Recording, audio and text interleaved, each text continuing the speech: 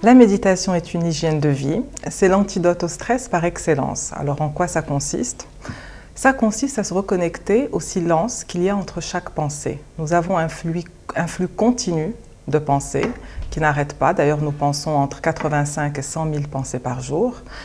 Et cela fait beaucoup, donc cela contribue à énormément de stress. Qui dit stress mental, dit stress physique. Ainsi, la méditation, cette technique, est l'antidote au stress.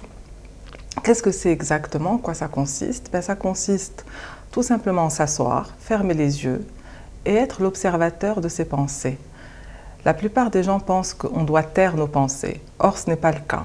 C'est plutôt s'identifier à l'observateur qui observe ses pensées sans se laisser porter par elles. C'est-à-dire que notre conscience, en observant nos pensées, nous permet d'aller au-delà du mental. Et c'est uniquement dans cet espace au-delà du mental qu'il y a une régulation de notre physiologie.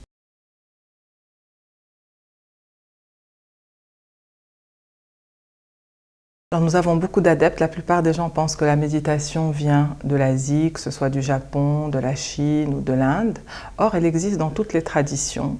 En islam, aujourd'hui, on sait que quand on dit, par exemple, être dans la contemplation, c'est aussi une forme de méditation. Nous avons nos anciens sages comme Jalaluddin Rumi et bien d'autres qui pratiquaient justement la méditation. Et c'est encore pratiqué dans les confréries soufis.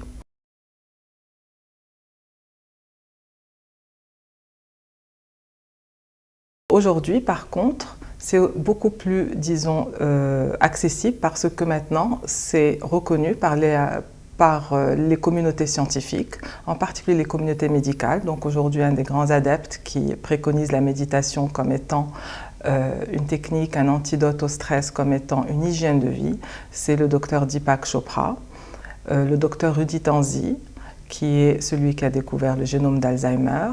Il y a aussi le docteur Elizabeth Blackburn, qui est prix Nobel de médecine de 2009.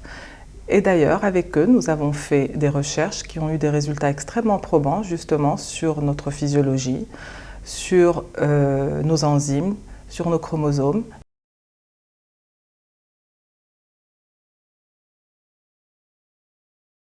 C'est vraiment quelque chose que je préconise personnellement de pratiquer tous les jours, de la même façon qu'on se brosse les dents. On se brosse les dents pourquoi? On se brosse les dents pour deux raisons. Une, c'est bien entendu pour nettoyer ce qu'on vient de manger, et la deuxième, c'est en prévention, bien entendu, de maladies dentaires. Alors la méditation, pourquoi? C'est d'abord brosser nos pensées avec tout ce qu'on a pensé dans la journée ou dans la nuit quand on se réveille le matin, et aussi en prévention des maladies comme l'anxiété, la dépression, la tension artérielle. Ça permet de renforcer le système immunitaire, les problèmes d'addiction et aussi tous les problèmes que l'on peut avoir dans les conflits émotionnels. Pourquoi? Parce que plus on médite, plus les effets de la méditation se font ressentir en dehors de la méditation. De façon spontanée, il s'avère que nos réactions diffèrent par rapport à avant que l'on médite. Au lieu de réagir de façon impulsive ou peut-être un peu conflictuelle, ce qui se passe, c'est que spontanément, de façon organique, nous prenons du recul et il y a une réponse au lieu d'une réaction impulsive à certaines situations qui peuvent justement générer du stress dans nos relations, quelles qu'elles soient, que ce soit au niveau professionnel ou au niveau personnel. D'ailleurs, aujourd'hui, énormément de gens dans le monde des affaires, de la banque, dans le monde du business, pratiquent la méditation quotidiennement. Donc c'est pour ça que pour moi, je considère la méditation comme une hygiène de vie.